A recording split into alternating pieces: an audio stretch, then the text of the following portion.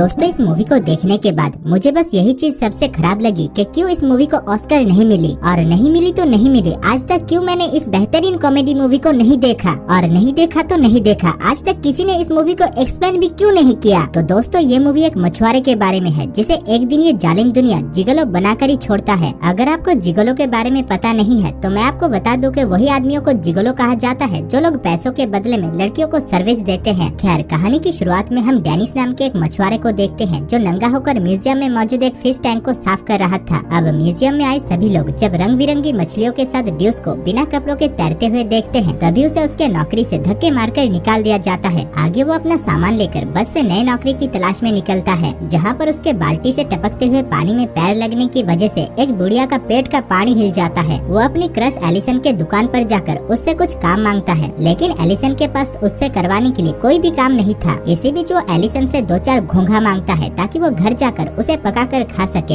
Allison जब घोंघा निकालने के लिए फिश टैंकर के अंदर हाथ डालती है तभी उसकी चूचिया पानी के अंदर झांकने लगता है। ड्यूस भी ये सब कुछ देख रहा था और आगे वो उसकी चूचियों की तारीफ करके वहाँ से चला जाता है। इसी बीच एक घर के सामने पहुँचते ही उसकी मुलाकात एंटोइन नाम के एक आदमी से होता है जो अपने साथ अपने घर पर एक पठाके लड़की को लेकर आया था। उसे देखकर वो मनी मन कहता है जिंदगी हो तो ऐसी हो वरना जिंदा तो हर कोई है। खैर वो वहाँ पर एक टॉयलेट से गोल्डन फिश को पकड़ने के लिए आया था जिसको वो बड़ी ही मुश्किल से पकड़ भी लेता है। फिर वो उस औरत को पैसे देने के बजाय उसके साथ खचाखच मचाने के लिए कहता है, जिसमें वो औरत उसे धक्के मारकर अपने घर से बाहर निकाल देती है। आगे जब एक गंदे पुल को साफ कर रहा था तभी एक खतरनाक मछली उसकी पप्पी लेकर जाता है, जिससे डर के मारे उसकी फटकर हाथ में आ जाती है और वो उसी पानी में गोते लगाने लगता है। तब उसे वहाँ पर एंटोइन आकर उठाता है। ड्यूस को यहाँ पर थोड़ी बहुत चोट आई थी, इसलिए एंटोइन उसे अपने घर के अंदर बर्फ का लेप चढ़ाने के लिए लेकर जाता है। घर के अंदर पहुँचते ही ड्यूस के तो तोते उड़ जाते हैं, क्योंकि उस घर के अंदर इतने पुराने सामान थे जिसकी कीमत अभी करोड़ों डॉलर्स में है। एंटोइन ड्यूस से कहता है कि वो एक कलेक्टर है और उसे पुराने सामानों को इकट्ठा करने का बहुत शौक है। वहीं पर ड्यूस उसका बेशकीमती एक्वेरियम को देखकर हैरान में पड़ जाता है, क्योंकि उस एक्वेरियम के पानी से लेकर मछलियाँ तक लाखों डॉलर्स के थे। एंटोइन जब वॉशरूम जाता है तभी उसे एक लड़की वॉइसमेल भेजकर $3500 के बदले में उसे प्लेजर देने के लिए आने के लिए कहती है। ये बात ड्यूस भी सुन रहा था, इसीलिए एंटोइन के आने पर वो उससे पूछता है, अच्छा आप मुझे ये बताइए कि आप क्या काम करते हैं? मैं तो पूरा दिन मेहनत करके बस $3-4 ही दिहाड़ी निकाल पाता हूँ। एंटोइन उससे कहता है कि वो एक जिगोलो है और उसका काम लड़कियों को प्लेजर देना है, जिसके बदले में उसे लड़कियाँ बहुत सारा पैसा देती है। इसी बीच वो अपने टांगों में लटक कर अपने टेस्टोस्टेरोन हार्मोन को बूस्ट करने का उसे एक तरीका भी सिखाता है। अगले दिन फिर से ड्यूस एक गंदे पुल को साफ कर रहा था, तब एंटोइन उसके पास आकर उसे अपने घर लेकर जाता है, क्योंकि उसकी एक बेशकीमती मछली की तबीयत बहुत खराब हो गई थी। ड्यूस उसके घर जाकर उस मछली को अच्छी तरीके से चेक करता है, तब उसे पता चलता है कि उस मछली को बवासीर है और उस मछली को ठीक होने में 10 से लेकर 15 दिन वक्त लग सकता है। ये सुनकर एंटोइन कहता है, लेकिन मुझे तो 2-3 हफ्ते के लिए स्विट्जरलैंड एक बिजनेस के काम पर जाना है। इसलिए एंटोइन ड्यूस को 3 हफ्ते के लिए उसके घर की देखभाल और उस मछली की देखभाल करने के लिए कहता है। ड्यूस पहले तो ये करने के लिए तैयार नहीं था, लेकिन जब वो घर के अंदर से एक पटाखे लड़की को बाहर निकलते हुए देखता है तभी वो मुंह उठाकर उसे हाँ कह देता है। इसी बीच उसके हाथ से गलती से एक बहुत पुरानी बेशकीमती क्रॉसबो गिर जाता है, जिसको एंटोइन किसी तरीके से टूटने से बचाता है। वो ड्यूस को धमकाकर कहता है कि अगर उसने उसकी कोई भी चीज से छेड़खानी की या फिर उसके टेलीफोन या फिर उसकी महंगी गाड़ियों को चलाया तो वापस आकर वो उसकी जान ले लेगा। जो कहकर वो स्विट्जरलैंड के लिए निकल जाता है। उसके जाते ही ड्यूस के तो बल्ले बल्ले हो जाता है और वो उसके बिस्तर में उछल कूद करने लगता है। इसी बीच उसे उसके बिस्तर में एक यूज किया हुआ निरोध मिलता है। अब क्योंकि वो बिस्तर दूषित हो चुका था, इसीलिए वो उस चादर को गरम पानी में उबाल कर धोता है। आगे जब वो खाना खा रहा था तभी टेबल में उसे 3 रिमोट मिलती है। पहले रिमोट को दबाने पर एक टीवी नीचे से ऊपर आता है, दूसरे को दबाने पर ऊपर से एक टीवी नीचे खिसकता है और तीसरे रिमोट को दबाने पर तो पूरा का पूरा थिएटर ही उसके पीछे खुल जाता है और उसमें अश्लील वीडियो चलने लगता है। इसी बीच कोई दरवाजे को नॉक करता है और इधर ड्यूस बहुत सारी बटन को दबाने पर भी टीवी को बंद नहीं कर पाता, इसलिए वो ऐसे ही दरवाजे को खोलता है। दरवाजे के बाहर एक छोटी बच्ची थी जो उसे ये सब कुछ करते हुए देख लेती है और उसे ठरकी समझकर वहाँ से चली जाती है। खैर थोड़ी देर बाद ड्यूस अपने टेस्टोस्टेरोन लेवल को बूस्ट करने के लिए चमगादड़ की तरह उल्टा लटकने का फैसला करता है और टोस्टर में एक टोस्ट गर्म होने के लिए देकर उल्टा लटक जाता है। तभी वो देखता है कि वो टोस्ट गर्म होकर उसमें आग लगता जा रहा था। अब क्योंकि वो उल्टा लटका हुआ था इसलिए वो अपने आप को सीधा नहीं कर पाता और पूरे किचन में आग लग जाती है। वो किसी तरीके से झूल कर उस करोड़ों के फिश टैंक को पकड़ता है, जिससे वो फिश टैंकर ही टूटकर बिखर जाता है और वो मुंह के बल गिरता है। इसके बाद वो फ्रिज से बियर निकाल कर उससे आग को बुझाता है और फिर उन सारे मछलियों को कटोरा, डिब्बा, ग्लास और छोटे छोटे बर्तनों में पानी डालकर किसी तरीके से बचा कर रखता है। इसके बाद वो एक आदमी को बुलाकर उसे एक्वेरियम को फिर से पहले के जैसे बनाने के लिए कहता है, जिसमें वो आदमी कहता है कि वो एक्वेरियम बहुत पुराना था और उसे फिर से पहले के जैसे बनाने के लिए $6000 खर्च करना होगा। अब $6000 का नाम सुनते ही उसके तो पैरों तले से जमीन ही खिसक जाती है, क्योंकि उसने आज तक इतना पैसा कभी इकट्ठा देखा तक नहीं था और 3 हफ्ते के अंदर इतना पैसा इकट्ठा करना उसके लिए बिल्कुल नामुमकिन था। लेकिन इसके अलावा उसके पास कोई दूसरा रास्ता भी तो नहीं था। अगर वो इस एक्वेरियम को फिर से पहले के जैसा नहीं बना पाता तो घर आकर एंटोइन उसकी जान ले लेगा। इसीलिए वो इस चीज को सोच सोच कर काफी परेशान हो रहा था। रात को जब वो थक हार कर सो रहा था तभी उसे एक औरत कॉल करके प्लेजर देने के लिए अपने घर बुलाती है। दरअसल वो ड्यूस को ही एंटोइन समझ रही थी। अब पैसे कमाने का इतना अच्छा मौका ड्यूस छोड़ कैसे सकता था। इसीलिए वो भी सुपरमैन की तरह लाल चड्डी पहनकर उस औरत के घर पहुंच जाता है। वो औरत बहुत रोमांटिक थी, इसलिए वो ड्यूस को पहले कविता पढ़कर सुनाने के लिए कहती है और ड्यूस भी उसकी बात मानकर उसे कविता पढ़कर सुनाता है। थोड़ी देर बाद जब वो उस औरत को प्लेजर दे रहा था तभी उस औरत का खुखार जर्मन शेफर्ड कुत्ता घर के अंदर घुस जाता है। इसीलिए ड्यूस को अपनी जान बचाकर वहाँ से भागना पड़ता है। जाते जाते वो औरत उसे 10 मिनट के लिए $10 देती है, जिसको पाकर ड्यूस के मुंह में चमक आ जाती है, क्योंकि आज उसने पहली बार कम मेहनत करके ज्यादा पैसा कमाया था। वो उन पैसों को लेकर सीधा एक नाइट क्लब में पहुँचता है और उन पैसों से महंगी महंगी शराब पीता है। वहाँ पर वो एक लड़की को देखकर उसके पास जाकर कहता है, मुझे स्पेनिश लड़कियाँ बहुत पसंद है। जो सुनकर वो लड़की कहती है, लेकिन मैं तो फ्रेंच हूँ। ड्यूस कहता है, हाँ फ्रेंच भी मुझे पसंद है। जिसके बाद वो उस लड़की के ऊपर मक्खन चढ़ाने लगता है। यहाँ पर वो लड़की भी उसके बहकावे में आ जाती है और फिर ड्यूस उसे घर लेकर जाता है। घर पहुँचते ही ड्यूस उससे $10 यानी उसका चार्ज मांगता है, जिसमें वो लड़की कहती है कि वो एक प्रोस्टिट्यूट है और उल्टा ड्यूस को ही उसे $500 चार्ज देना होगा। ये सुनकर ड्यूस सोचता है कि ये तो चोर के घर में डकैती हो गई। वो उससे कहता है, नहीं नहीं, तुम मुझे नहीं बल्कि मैं तुम्हें सर्विस दे रहा हूँ, इसीलिए तुम्हें मुझे $10 देना है। जिसमें वो लड़की उससे $500 मांगती है और बात हाथापाई तक आ पहुँचता है। पहले वो लड़की उसके टट्टों पर लात मारती है, फिर उसके मुंह में आधा दर्जन लात जड़ देती है। ड्यूस भी कम नहीं था और वो उसकी ब्रा की रस्सी को खींच कर मारता है। बदले में वो लड़की हवा में उड़कर ड्यूस के मुंह पर एक लतकंडी चलाती है और उसके कच्छे को जोर से खींचकर छोड़ देती है। इसी बीच वो लड़की उस घर में एंटोइन की फोटो देख लेती है, जिसको देखते ही उसकी फटकर हाथ में आ जाती है और वो वहाँ से निकल लेती है। अगले दिन टीजे नाम का एक आदमी ड्यूस से मिलने के लिए आता है, जो कि दरअसल जिगलो यूनियन का लीडर था। ड्यूस उसे देखकर सब कुछ सच सच बता देता है कि कैसे उसने एंटोइन की करोड़ों की एक्वेरियम की माँ बहन एक कर दिया और अगर उसने उस एक्वेरियम को ठीक करके नहीं दिया तो घर आने पर एंटोइन उसकी जान ले लेगा।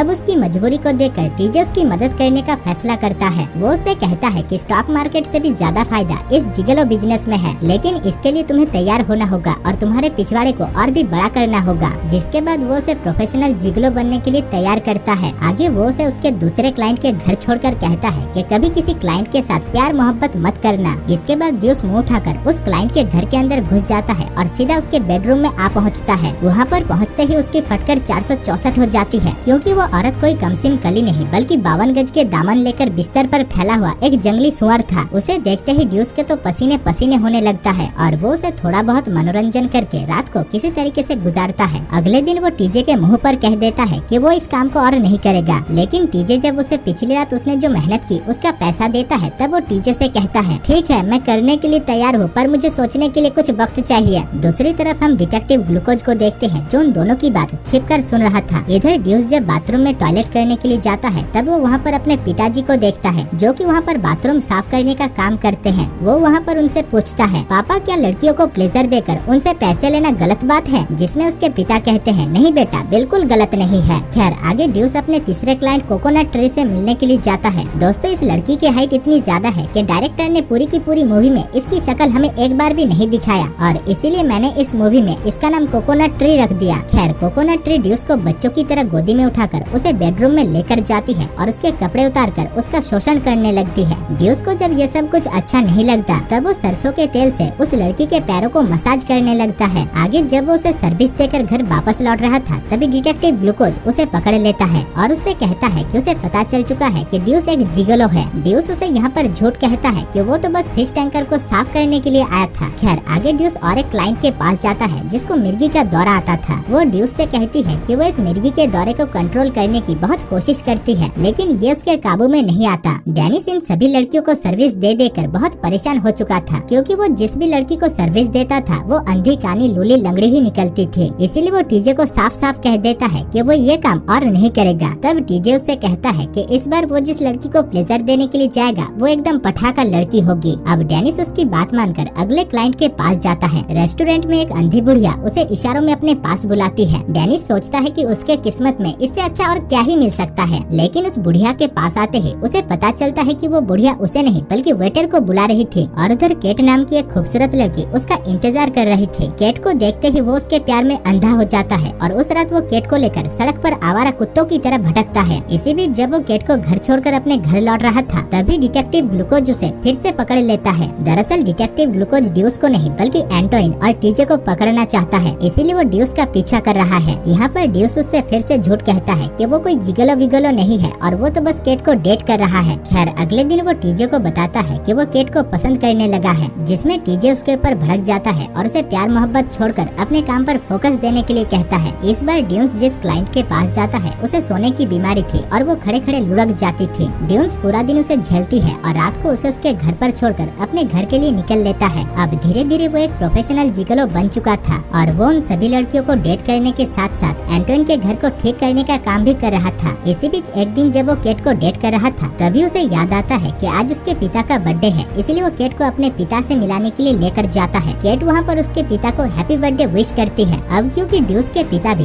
एक टाइम पर बहुत बड़ा जिगलो रह चुका था, इसीलिए वो उल्टा केट के ऊपर ही चांस मारने लगता है और उधर ये देखकर ड्यूस आग बबूला हो रहा था। खैर आगे केट ड्यूस को अपने घर लेकर जाती है और वो दोनों वहाँ पर रोमांस करना शुरू कर देते हैं। ड्यूस जब उसके पैरों को उठाकर उसकी चुम्मी ले रहा था तभी अचानक उसका एक पैर उसके हाथ में आ जाता है। दरअसल केट लंगड़ी थी, इसीलिए उसका एक टांग नकली था। खैर इतना कुछ होने के बावजूद वो दोनों एक साथ रात बिताते हैं। अगली सुबह ड्यूस जब अपने घर जा रहा था तब फिर से डिटेक्टिव ग्लूकोज उसे पकड़कर उसे धमकाकर उससे एंटोइन और टीजे के बारे में पूछता है, लेकिन ड्यूस जब उसे कुछ भी नहीं बताता तभी वो अपना पैंट उतार कर उसके हाथों में अपना घुंघरू पकड़ा देता है। उसी रात ड्यूस फिर से और एक खूबसूरत लड़की को सर्विस देने के लिए जाता है, लेकिन वहाँ पर पहुंचकर उसे एहसास होता है कि वो केट के साथ चीट कर रहा है और वो केट को पसंद करता है, इसीलिए वो उस लड़की के साथ खचाखच मचाने से मना कर देता है। लेकिन वो लड़की कहती है कि उसने इसके लिए टीजे को पैसे दिया है, इसीलिए ड्यूस को तो उसे कुछ न कुछ सर्विस देना ही पड़ेगा, जिस वजह से ड्यूस उसे सर्विस देने के नाम पर कच्ची पहनकर उसके सामने नाचता है। अगली सुबह जब वो पैंट पहन रहा था तभी उसे उस लड़की के पर्स में डिटेक्टिव ग्लूकोज की फोटो मिलता है, जिसको देखकर वो समझ जाता है कि वो लड़की डिटेक्टिव ग्लूकोज की बीवी है। आगे बाहर निकलते वक्त केट ड्यूस को उस लड़की के साथ देख लेती है और उसके ऊपर गुस्सा होकर वहाँ से चली जाती है। अब केट के जाने के दुख में ड्यूस दुखी होकर जब एक बीच साइड पर बैठा हुआ था तब उसे ढूंढते हुए वहाँ पर डिटेक्टिव ग्लूकोज आ पहुँचता है। दरअसल डिटेक्टिव ग्लूकोज को इस बात का पता चल गया था कि उसकी बीवी ने पिछली रात ड्यूस के साथ क्या क्या किया है, इसीलिए वो ड्यूस को डराने धमकाने के लिए आया था। अब 2-4 थप्पड़ खाने के बाद ड्यूस उसे बताता है कि उसने उसकी बीवी के साथ पिछली रात कुछ भी नहीं किया। यहाँ पर ड्यूस की बातों पर डिटेक्टिव ग्लूकोज को भरोसा होता है और उस रात वो दोनों डिटेक्टिव ग्लूकोज के बीवी के साथ थ्रीसम करने के लिए जाते हैं। खैर कुछ दिन बाद ड्यूस केट के पास जाकर उसे मनाता है और उसे उसके दिल की बात बताता है। केट भी उससे प्यार करती थी, इसीलिए वो उसे माफ कर देती है। इसके बाद वो सभी लोग मिलकर एंटोइन के करोड़ों के फिश टैंक को फिर से पहले के जैसे बना देते हैं। दूसरी तरफ हम एंटोइन को देखते हैं जो कि स्विट्जरलैंड से वापस आ चुका था। अब उसको घर के अंदर आते हुए देखकर वहाँ पर सभी लोग घर के इधर उधर कोने में छिप जाते हैं। एंटोइन घर आकर सबसे पहले अपनी बेशकीमती फिश टैंक को चेक करता है और तभी उसके छूते ही वो फिश टैंकर टूटकर बिखर जाता है। एंटोइन समझ जाता है कि ड्यूस ने जरूर कोई घपला किया है, इसीलिए वो उसे मारने के लिए जाता है। तभी दूसरी तरफ से केट ड्यूस को बचाने के लिए अपनी टांग अड़ाती है और उसकी तरफ अपना नकली टांग फेंकती है। पहले राउंड में तो ड्यूस उससे बच जाता है, लेकिन दूसरे राउंड में एंटोइन उसकी तरफ चाकू छुरियां फेंकता है। ड्यूस उन सभी हथियारों से बचने के लिए पीछे की तरफ झुककर डॉच करता है। इसके बाद एंटोइन उसके ऊपर क्रॉसबो से हमला करता है, लेकिन इससे पहले कि वो तीर ड्यूस को लगता बीच में वो मोटी औरत आ जाती है और वो तीर सीधा जाकर उसके चूचियों में जाकर लगता है। हम देखते हैं कि उसने अपने थैले के अंदर एक चिकन लेग पीस छिपा कर रखा था, जिस पर तीर लगने की वजह से वो किसी तरीके से बच जाती है। तब वहाँ पर डिटेक्टिव ग्लूकोज भी बाहर आ जाता है और वो एंटोइन को जिगोलो बनने के लिए पुलिस हिरासत में ले लेते हैं। इधर टीजे जो कि अलमारी के अंदर छिपा हुआ था वो अलमारी के अंदर ही एक लड़की को लपेट लेता है और इधर केट भी ड्यूस के पास आकर सारे गिले शिकवे को दूर करके उसे पकड़ती है। और दोस्तों इसी के साथ ही इस मूवी की कहानी समाप्त हो जाती है।